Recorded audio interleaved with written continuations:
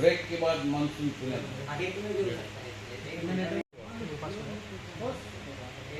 कोणती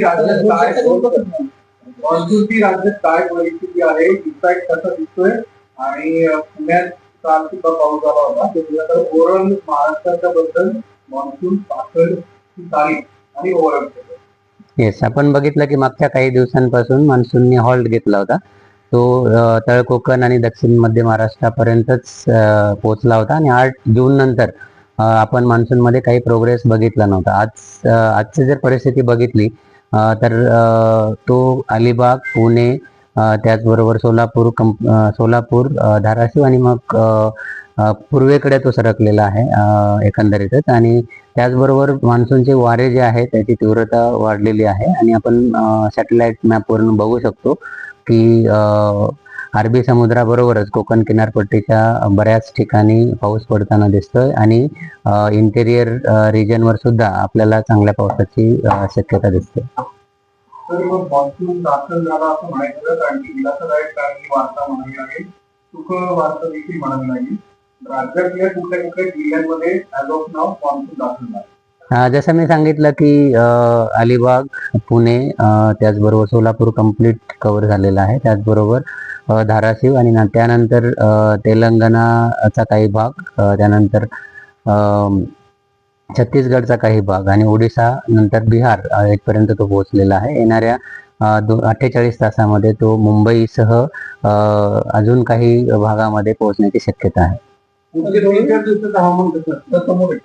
येस, येणाऱ्या 3 ते 4 दिवसांचा जर अंदाज बघितला तर कोकण, गोव्यासह इंटेरियर महाराष्ट्रामध्ये मेघगर्जनेसह पावसाची शक्यता आहे आणि मान्सूनचे वारे सुद्धा तीव्र झालेले आहेत किंवा सक्रिय झालेले आहेत असं आपण म्हणू शकतो. त्यामुळं मान्सून पुढे अजून उत्तरेकडे पोहोचण्यासाठी किंवा सरकण्यासाठी अनुकूल वातावरण आहे असं आपण म्हणू शकतो. येलो अलर्टच आहे आणि कोकण किनारपट्टीसाठी स्पेशली 27-28 तारखेनंतर ऑरेंज अलर्ट दिला गेलेला आहे. मुसळधार ते अतिमुसळधार पावसाची शक्यता कोकण किनारपट्टीसाठी आहे आणि घाटमाथ्यांवर 24-25ला आपण हेवी रेनफॉल किंवा येलो अलर्ट त्यासाठी असेल. आताही मेघगर्जनेचा जो पाऊस होतो त्यासाठी येलो अलर्ट दिला गेलेला आहे. तर एकंदरीतच मान्सूनसाठी चांगली परिस्थिती आहे किंवा मान्सून सक्रिय होताना दिसत आहे असं आपण म्हणू शकतो. पुण्यात काल जो पाऊस पडला तो मान्सूनचा होता की प्री मान्सून होता आणि इथून पुढे पुण्याचा हवामान? येस, कालचा जो पाऊस बघितला आपण तो म्हणजे जसं मी सांगितलं की मान्सूनचे वारे सक्रिय झालेले आहेत, त्याचबरोबर त्याची तीव्रता वाढलेली आहे आणि त्यामुळं वातावरणामध्ये आर्द्रतेचं प्रमाण वाढलेलं आहे.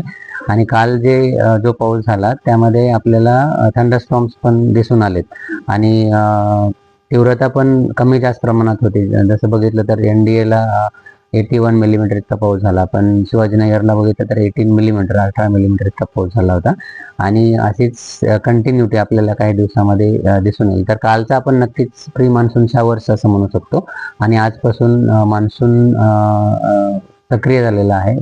पुण्यासह पूर्वेकडचा जो इंटेरियर पार्ट आहे तिथे, त्यामुळं पाऊस इथून पुढचा जो पाऊस असणार आहे तो मान्सूनचा असेल असं आपण म्हणू शकतो. तर आपण म्हणतोय की कंटिन्युटी असताना तर एक पावसाचा स्पेल असतो, तर तो पावसाचा स्पेल आपल्याला पूर्ण राज्यात साधारण कधीपर्यंत अपेक्षित आहे? आणि दरवर्षी आपण जर पाहिलं की राज्यभर जेव्हा मान्सून व्यापला जातो तेव्हा पूर्ण राज्यातल्या जिल्ह्यांमध्ये स्पेल जो आहे तो पावसाचा पाहायला मिळतो. तर याचा काही डेट्स आपण जाणू शकतो का अंदाज? राईट, आता जसं मी सांगितलं की येणाऱ्या 24 ते 48 तासांमध्ये मुंबईसह अजून काही भागांमध्ये तो पोहोचण्याची शक्यता आहे आणि पूर्ण महाराष्ट्र व्यापण्यासाठी अजून आपल्याला वाट बघावी लागेल.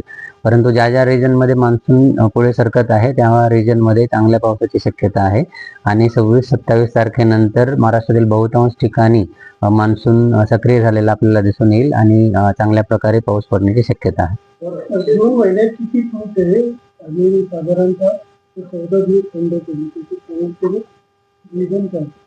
मोर दॅन 70% तूट आतापर्यंत आपल्याला दिसून आलेली आहे. आणि खंड पडण्याचे कारण याच्या आधी आपण बघितले होते, ज्यामध्ये उत्तरेकडनं येणारे जे कोरडे वारे आहेत, त्याचबरोबर मान्सूनचे जे वारे आहेत ते वीक झालेले आपल्याला दिसून आले. त्याचबरोबर MJO जो आहे तो फेवरेबल कंडिशन्समध्ये नव्हता किंवा तो फेवरेबल फेजमध्ये नव्हता.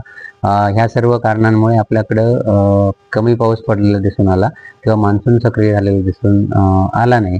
आता जर बघितलं तर MJO फेज 2 मध्ये आहे, जो की आपल्या मान्सूनसाठी चांगला आहे.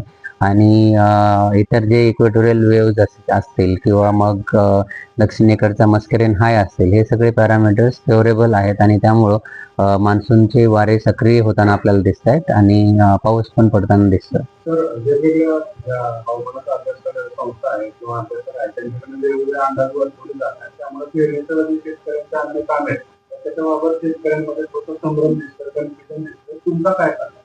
मला असं वाटतं की पावसाच्या इंटेन्सिटीवर किंवा तीव्रता कशी आहे. आता जरी मान्सून आला असला तर याचा अर्थ असा नाही की सगळीकडेच खूप जास्त पाऊस पडतोय. मान्सून पूर्ण आल्यानंतर स्टेबल होईपर्यंत आणि चांगला पाऊस पडेपर्यंत आपण थोडीशी वाट बघणं गरजेचं आहे. त्याचबरोबर ज्या ठिकाणी जसं जसं कृषी विभागाकडनं सांगितलं जातं किंवा राज्य शासनाकडनं सांगितलं जात आहे की 100 मिलीमीटर किंवा 65 मिलीमीटरपेक्षा जास्त पाऊस आपल्याकडे झालेला असेल आणि जमिनीची ओल 2 फुटापर्यंत गेलेली असेल, अशा परिस्थितीमध्ये तुम्ही पेरणी करू शकता. पण नक्कीच आता जो पाऊस पडतो ह्या बेसिसवर तुम्ही शेतीचे कामं सुरू करू शकतात. परंतु पेरणीविषयी मला असं वाटतं की तुम्ही कृषी विभागाकडनं ज्या काही सूचना दिल्या जात आहेत त्याचं पालन करणं गरजेचं आहे. आणि त्याचबरोबर जो हवामानाचे अंदाज आहे, भारतीय हवामान विभागाकडनं दिले जाणारे जे अंदाज आहे ते वेळोवेळी बघणं गरजेचं आहे असं मी म्हणेन. 70% कमी पाऊस झालेला आहे. येस. तर असं म्हणतात की ऑन एव्हरेज यंदा पाऊस कमी आहे. आपल्याला पाहायला मिळाला तर ऑन एव्हरेज किती सरासरी पाऊस पडू शकतो? जसं आपलं दीर्घकालीन अंदाज ऑलरेडी दिलेला आहे आणि आपण प्रत्येक वेळी डिस्कस करतच आलेलो आहोत की यावेळेचा जो पाऊस आहे तो सरासरीपेक्षा 90% इतकाच पडण्याची शक्यता आहे आणि महाराष्ट्रामध्ये सुद्धा तशीच परिस्थिती असण्याची शक्यता आहे. आता पाऊस सुरू झाला असला तरी पूर्ण ओव्हरऑल जर बघाल आपण जून ते सप्टेंबर तर तो सरासरीपेक्षा कमी असण्याचे चान्सेस आहेत. तर आता जर आपण येणाऱ्या 8-10 दिवसांचा जर विचार केला तर नक्कीच मान्सून सक्रिय राहील आणि सर्वदूर पाऊस पडण्याचे चान्सेस आहेत. पण ओव्हरऑल जर विचाराल जून ते सप्टेंबरचं तर नक्कीच तो सरासरीपेक्षा कमी असण्याची शक्यता आहे.